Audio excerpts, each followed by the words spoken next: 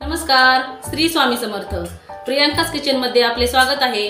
बघताच तोंडाला पाणी सुटेल अशी मूग डाळ खिचडी कशी बनवायची ते या व्हिडिओ मध्ये आपण पाहणार आहोत. चला तर मग रेसिपीला सुरुवात करूया.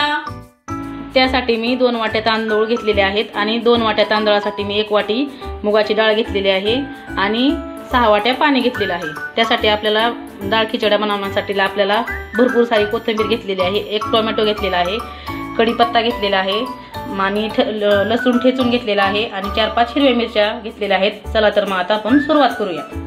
डाळ आणि तांदूळ 2-3 पाण्याने स्वच्छ धुवून घेऊ.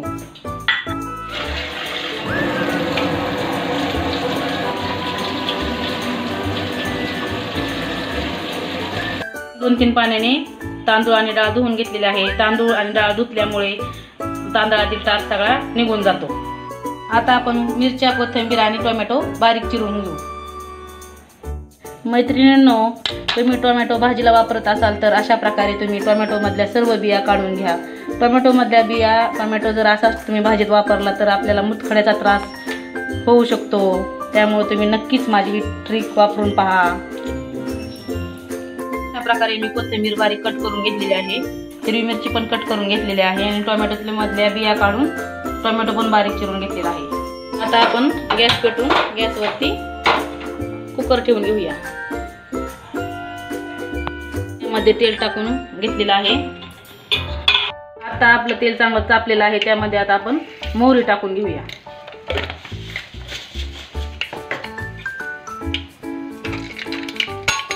मोहरी छान तडतडली की आपण त्यामध्ये लसूण टाकून घेऊ, ठेचून घेतलेला.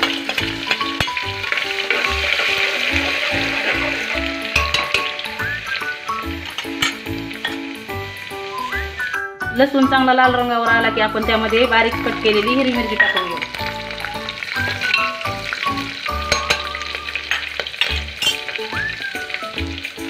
आता आपण त्यामध्ये कढीपत्ता टाकून घेऊ.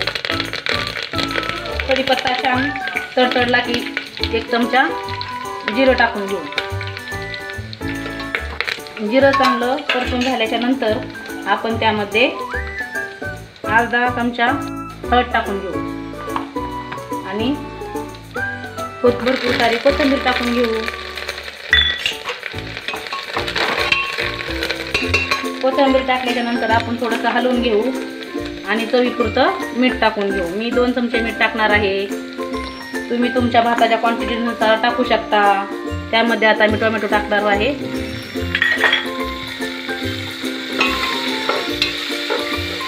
टोमॅटो टाकून आपण छान प्रकारे ही फोडणी सगळी व्यवस्थित हलवून घेऊ.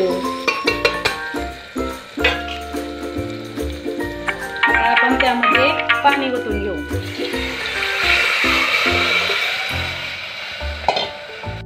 तुम्हाला जर डाळ खिचडी जास्त लथपथीत हवी असेल तर तुम्ही जास्त पाणी टाकू शकता.